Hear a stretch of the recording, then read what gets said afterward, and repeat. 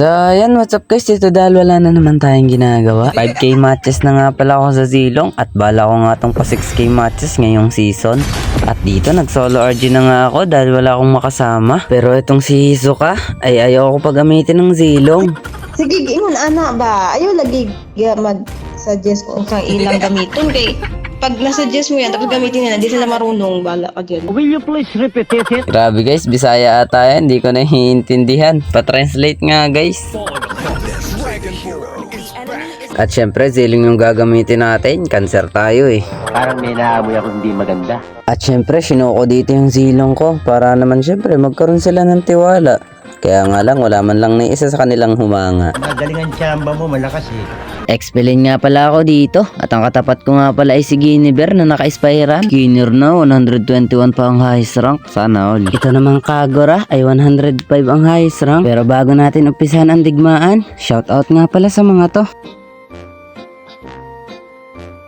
At dito, katapat nga natin ay si Guinevere. Nagtataka ako guys, bakit pag nasa match na walang skin yung kalaban at kakampi. Hindi ko alam guys kung bug ba to or bug lang dahil sa injector na ginamit ko dati. At dito, hinaharas nga ako ng kalaban. Yung tank nila na Atlas ay ang kulit. Ayaw na ayaw akong bitawan. Okay na sana, kaya nga lang yung Guinevere ako'y kanyang natalunan. Ito lang.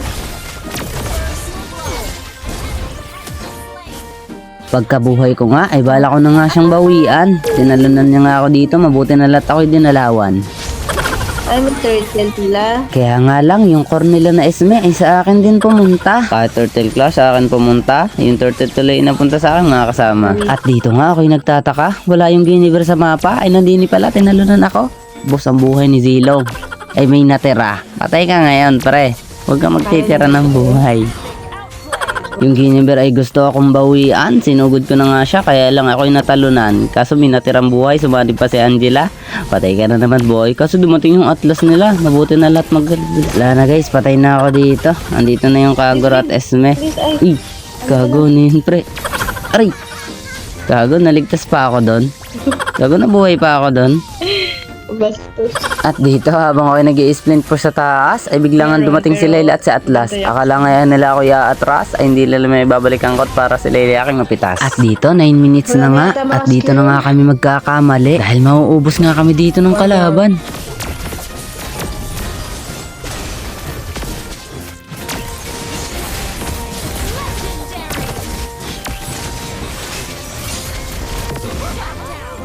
Option nyo.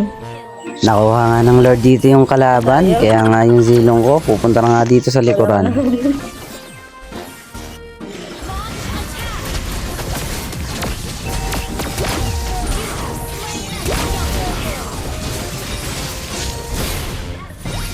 Inubos na nga dito ng YSS yung kalaban, kaya nga ako dito ay inend ko na lang. At nanalo nga ako sa game na to, kaya nice game nga sa mga nakakampet na kalaban ko dito. At sa gustong ma-shoutout, comment lang kayo dyan.